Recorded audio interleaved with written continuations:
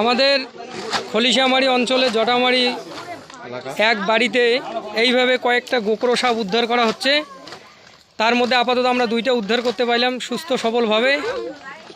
এই আমাদের সর্বপ্রেমী দাদা খুব সুন্দরভাবে উদ্ধার করতেছে এখানে। দাদা এই সাপের নাম কি? এটাও কোবরা না? আচ্ছা আচ্ছা আচ্ছা, তো খুব বিষধর সাপ তো, তাই না?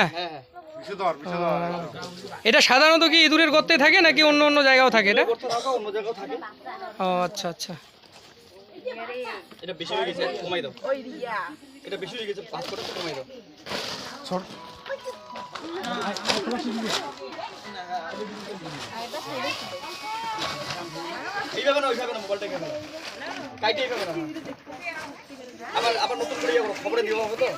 আচ্ছা আচ্ছা, আমাদের খলিশামারি অঞ্চলের জটামারি গ্রামের আর কি এক বাড়িতে এইভাবে গোকরো সাপ দেখা যায়। তো তৎক্ষণাৎ আমরা খুব সুন্দরভাবে স্নেক রেস্কিউকে খবর দেই। এই দাদা খুব দ্রুত গতিতে আমাদের এখানে চলে আসে এবং এক এক করে উদ্ধার করতেছে আমাদের এই গোকরো সাপ। এই মুহূর্তে দুটো উদ্ধার করে ফেলছে। আবারও থাকতে পারে, আমরা আবারও নতুন করে মানে চিরুনি তল্লাশি করব যাতে খুব সুন্দরভাবে আমরা সাপ উদ্ধার করতে পারি, কারণ সাপ আমাদের পরিবেশের ভারসাম্য রক্ষা করে।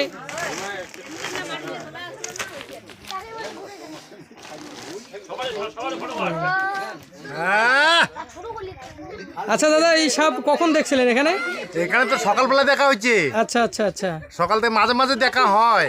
আচ্ছা, কিন্তু আজকে তো আর মানে না দিলেই, খবর না দিলেই পারা যাচ্ছে না। আচ্ছা, তাই আমরা খবর দিলাম। অনেকে তো সাপকে মেরে ফেলে, আপনারা আবার? না না না না, সাপ কেন মারবো আমরা? না, অনেকেই মারে দেখা যায় আর কি। না, আমরা কেন মারবো সাপকে? সাপ মারা তো অপরাধ।